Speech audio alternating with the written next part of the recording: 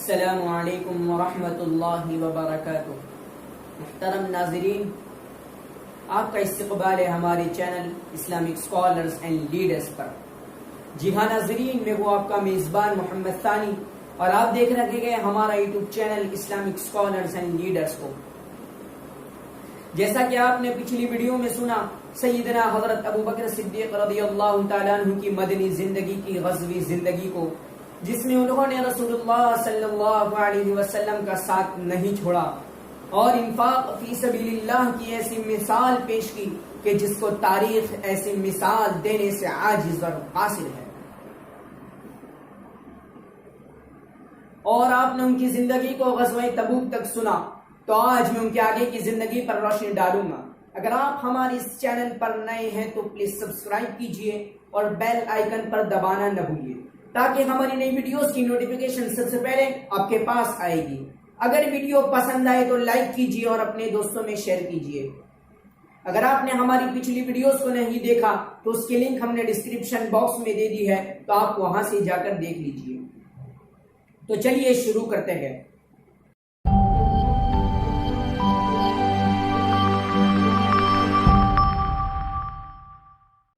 بسم اللہ الرحمن الرحیم۔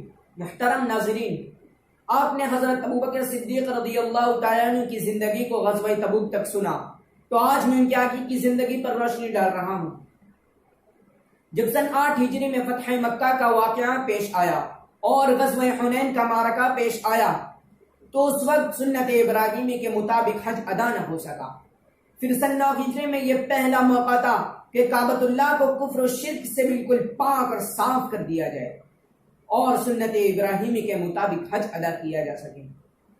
لہذا رسول اکرم صلی اللہ علیہ وسلم نے 300 مسلمانوں کا ایک قافلہ روانہ فرمایا، جس کے امیر حضرت ابو بکر صدیق رضی اللہ تعالیٰ عنہ تھے۔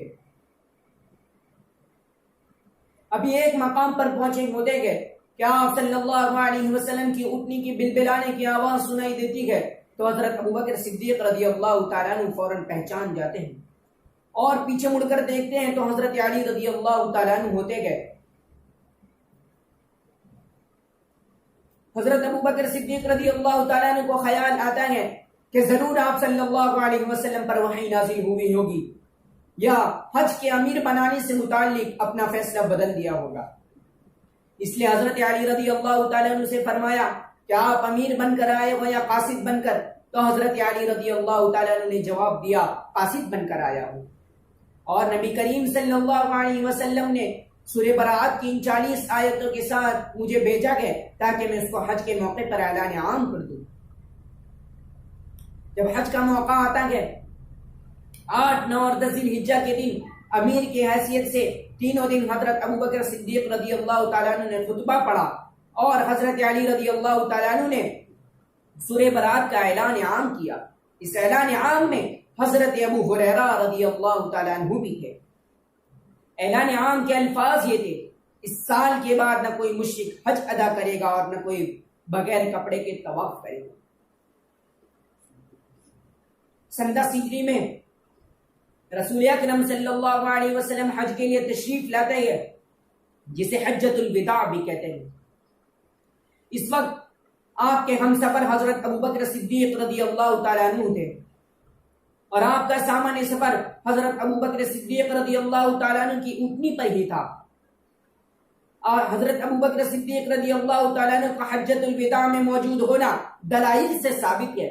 سیدہ عائشہ صدیقہ رضی اللہ تعالیٰ عنہ بیان کرتی ہے، نفست اسماء بنت عمیس بمحمد بن ابی بکر فامر رسول اللہ صلی اللہ علیہ وسلم ابا بکر یأمرها ان تغتسل وتہل۔ مقام شجرہ یعنی ذوالحلیفہ کے مقام پر سیدہ اسماء بنت عمیس رضی اللہ تعالی عنہ کے ہاں محمد بن ابو بکر کی ولادت ہوئی، تو آپ صلی اللہ علیہ وسلم نے حضرت ابو بکر رضی اللہ تعالیٰ عنہ کو حکم دیا کہ وہ انہیں غسل کرنے اور احرام باندھنے کا حکم دے۔ جب حج کے موقع پر آپ صلی اللہ علیہ وسلم نے ایک نہایت عظیم الشان خطبہ ارشاد فرمایا، جس میں اسلامی دستور حیات کے نہایت اہم اصولوں پر روشنی ڈالی اور ان پر سختی سے عمل پیرا ہونے کی تاکید فرمائی۔ پھر آپ صلی اللہ علیہ وسلم جب مدینہ تشریف لائے تو اس وقت ایک خطبہ ارشاد فرمایا اور اس میں یوں کہا کہ اللہ تعالیٰ نے اپنے بندے کو دنیا اور آخرت میں سے کسی ایک چیز کا اختیار دیا ہے، تو اس بندے نے قرب الہی کو اختیار کیا ہے۔ یہ سن کر حضرت ابوبکر صدیق رضی اللہ تعالیٰ عنہ رونے لگے، لیکن صحابہ کرام کو حیرت ہوئی، مگر حضرت ابوبکر صدیق رضی اللہ تعالیٰ عنہ نبوت کے رازوں کو جانتے تھے۔ چنانچہ اس واقعے کے چند روز بعد نبی کریم صلی اللہ علیہ وسلم بیماری میں مبتلا ہو جاتے ہیں۔ اس وقت آپ اپنی بیویوں کے یہاں آیا جایا کرتے تھے۔ آخر ایک دن حضرت میمونہ رضی اللہ تعالی عنہ کے دن شدید تکلیف پڑ جاتی ہے۔ تمام ازواج مطہرات آپ صلی اللہ علیہ وسلم کا ایما پا کر حضرت عائشہ رضی اللہ تعالی عنہ کے حجرے میں قیام کرنے کی اجازت دے دیتے ہیں۔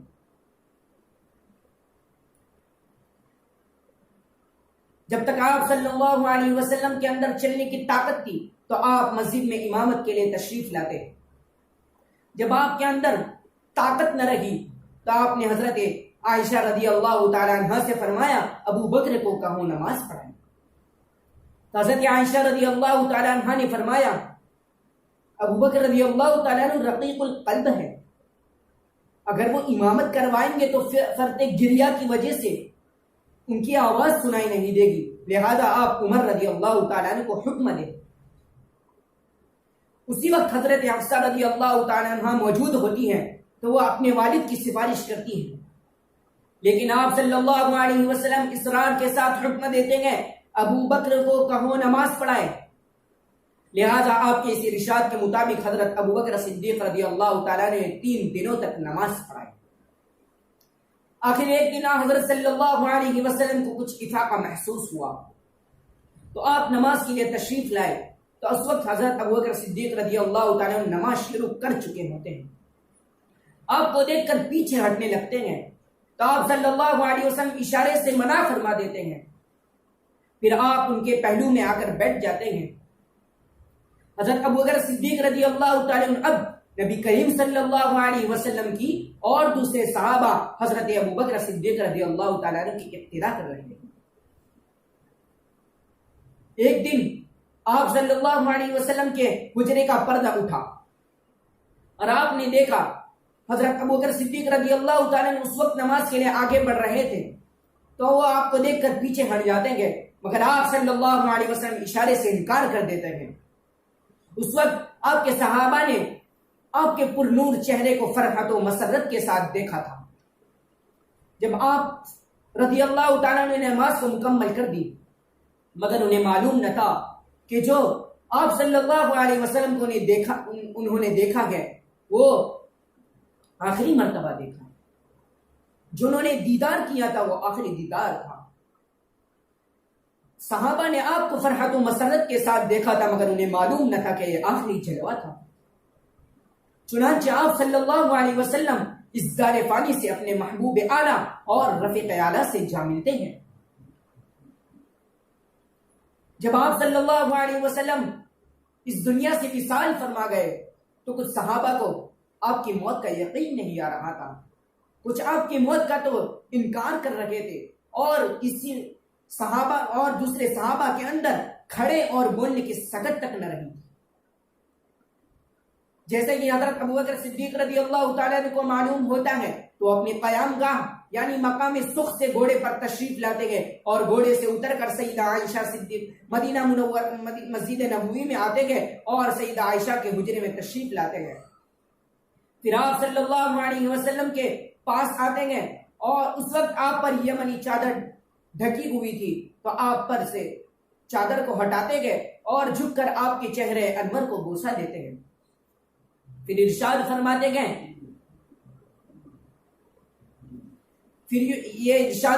گئے بی ابی انت و امی واللہ لا یجمع اللہ علیک موتتین اما الموتۃ التي کتبت علیک فقد مت۔ میرے ماں باپ آپ پر قربان ہوں، قسم بخدا اللہ تعالیٰ آپ پر 2 مرتبہ موت طاری نہیں کرے گا، جو آپ کے لیے موت لکھی گئی تھی وہ آپ پر طاری ہو چکی ہے۔ حضرت عبداللہ بن عباس رضی اللہ تعالیٰ عنہ ارشاد فرماتے ہیں کہ حضرت ابوبکر صدیق رضی اللہ تعالیٰ عنہ سیدہ عائشہ کے رضی اللہ تعالیٰ عنہ کے حجرے سے باہر تشریف لاتے گئے، اور اس وقت حضرت عمر رضی اللہ تعالیٰ عنہ لوگوں سے باتیں کر رہے ہوتے ہیں کہ اللہ کی قسم نبی کریم صلی اللہ علیہ وسلم وفات نہیں پائے ہیں۔ حضرت ابوبکر صدیق رضی اللہ تعالیٰ عنہ آتے گئے اور کہتے گئے اجلس یا عمر، عمر بیٹھ جاؤ، اور حضرت عمر رضی اللہ تعالیٰ عنہ بیٹھنے سے انکار کر دیتے ہیں۔ اتنے میں دوسرے صحابہ آپ کی طرف متوجہ ہو جاتے ہیں۔ آپ حمد و ثنا کے بعد یہ خطبہ ارشاد فرماتے گئے فمن كان منكم يعبد محمدا صلى الله عليه وسلم فإن محمدا قد مات ومن كان منكم يعبد الله فإن الله حي لا يموت۔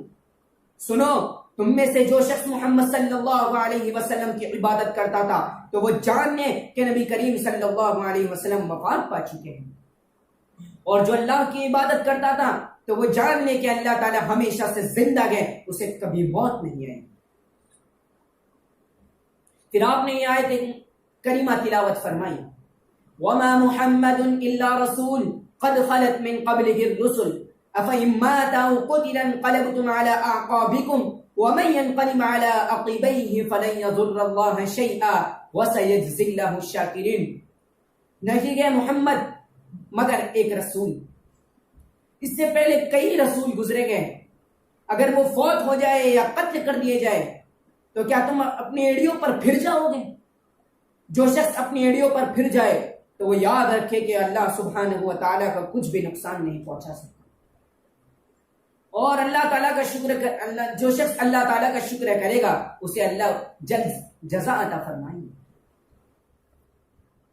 بخاری ہی کے ایک روایت میں ہے کہ اس وقت جب حضرت ابوبکر صدیق رضی اللہ تعالیٰ نے اس آیت کو تلاوت کی تو دوسرے صحابہ اس آیت کو پہلے نہیں سنے، گویا وہ اس آیت کو پہلی مرتبہ سن رہے تھے۔ محترم ناظرین، حضرت ابوبکر صدیق رضی اللہ تعالیٰ عنہ نے اس وقت جو آیت تلاوت کی ان کی شجاعت اور جرأت کی بہت بڑی دلیل ہے۔ ناظرین، جرأت اور شجاعت اس بات کا نام ہے کہ مصائب اور آلام میں دل کے ثابت قدم رکھنے کا نام شجاعت اور بہادری۔ حضرت ابوبکر صدیق رضی اللہ تعالیٰ نے ان چند کلمات اور قرآن سے استدلال کر کے جو لوگ غم اور حیرانی میں پریشان تھے ان کے غم دور ہوئے، اور وہ جان گئے کہ نبی کریم صلی اللہ علیہ وسلم وفات پا چکے ہیں۔ جب آپ صلی اللہ علیہ وسلم وصال فرما گئے تو اس کے بعد خلافت کی بات آئی تو اس وقت لوگوں میں انتشار خوب پھیلا ہوا تھا کہ کس کو خلیفہ بنایا جائے، مگر حدیث مبارکہ میں خلافت کے متعلق حدیث وارد ہوئی ہے۔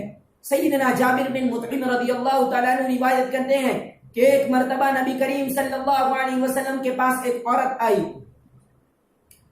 حضور اکرم صلی اللہ علیہ وسلم نے اب کی دفعہ اسے لوٹ جانے کا اور دوبارہ واپس آنے کا حکم دیا۔